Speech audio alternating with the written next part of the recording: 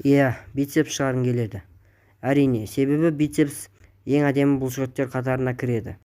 Енді бицепс қалай шығарамыз, қандай жаттығулар жасау керек, сол жайлы айтайық. Сразу айта кетері, бицепс дәл сен қалғандай шықпауы да мүмкін. Себебі сенің генетикаңа да байланысты. Менің генетикамда бицепс кішкентай, может сенікінде үлкен шығар. Енді сразу жаттығуға тоқталайық. Егер де гантель болса, дәл осы алда көрсететін жаттығулар жаса.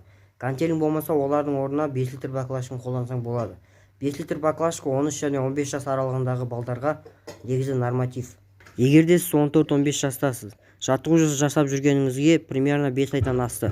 Ондай болса сізге 5 литр баклашка біраз аздық етеді. Сондықтан 1 немесе 2 литр қосып жасасаңыздар болады. Бірінші жаттығу молот деп аталады. Алда көрсетілетін барлық жаттығуларды 13 реттен асырмауға тырысыңыздар. Көп жасаудың керегі жоқ, яғни санға емес сапаға жасаған дұрыс. Бұл жаттығуда бицепстің сыртқы бұлшықеттері жақсырақ дамиды, және де білектің үстіңгі шашты жақсы дамиды. Екінші жаттығу субинациямен орындалады, яғни кесті айналдырып.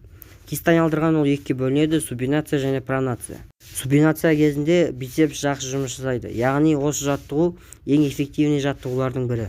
Егер де молот және осы жаттығуды бірге жасайтын болсаңыздар, осыдан молоттан 3 подход жасасаңыздар жетеді.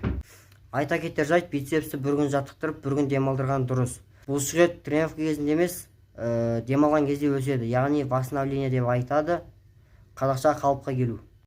Ендігі жаттығулар тунингта. Дәл осылай тартыласыздар. Тунингта бицепс қасиет еткеннің бір жақсы жері жай ғана бицепс емес, сонымен қоса арқа бұлшықеттерін де бірге жаттықтырасыздар. Бір плюсы сол.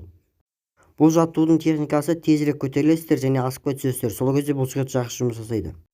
Бұл жаттығуды енді новичоктарға орындауға кеңес бермеймін, себебі бұл жаттығу қиынырақ екен, өзіме де біраз қиындық тудырды. Сондықтан бұны орындауға кеңес бермеймін. Мықтылар орындасын, в общем. Бұл енді барлығыңызға танымал жаттығу обратный подтягивание. Бұл жерде тоже бицепс жақсы жұмыс жасайды. Бұл жерде қолдың арасын кеңірек ұстасаңыздар болады, бірақ иық деңгейінен кең ұстаудың керегі жоқ. Ондай кезде травмалық болуыңыздар мүмкін. Осы жаттығуларды пайдаланып бір айдың ішінде жақсы нәтиже шығара аласыздар. Арнаға тіркеліп, лайк басып, коммент жазып отырыңыздар. Бұл сіздер үшін небәрі 15 минут нәрсе, мен үшін үлкен қолдау. Және де келесі видеоның қандай болғанын қалайсыздар, комментке жазып кетіңіздер. Бәлкім сіз айтқан видеоға қарап мен видео түсіріп қалармын.